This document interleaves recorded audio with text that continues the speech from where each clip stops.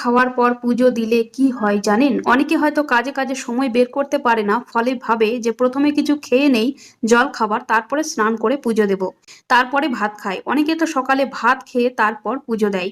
কিন্তু আপনারা কি জানেন যে খাবার খাওয়ার পর পুজো দিলে ঠিক কি কি ফল পাওয়া যায়? মাথায় রাখবেন, ভগবান হলো সৃষ্টিকর্তা, তিনি সমস্ত কিছু সৃষ্টি করেছেন। তিনি পিতা মাতার সমান। যেমন পিতা মাতাকে খেতে না দিয়ে নিজে আগে খেলে সেটা শোভা পায় না, ঠিক তেমনই ভগবানকে প্রথমে ভোগ না দিয়ে, পুজো না দিয়ে নিজে কখনোই অন্ন বা খাবার গ্রহণ করা উচিত না। প্রথমে সকালবেলা কাজ কাম সেরে স্নান করে তবে পুজো দিয়ে ভগবানকে ভোগ লাগিয়ে সেই ভোগ যদি আপনারা খেতে পারেন বা সেই খাবার যদি আপনারা খেতে পারেন, তাহলে সেটি অমৃতের সমান হয়ে যায়। সেই খাবার খেলে আপনার রোগ ব্যাধি দিন দিন কমতে থাকবে এবং জীবনে সুখ শান্তি আর্থিক উন্নতি হবে। সাথে সাথে শত্রুরা দমন হবে। আপনারা বিশ্বাস যদি না হয় তাহলে লাগাতার 1 মাস এই নিয়মটি করে দেখুন। যেমন সকালবেলা আপনি নিজে খাবার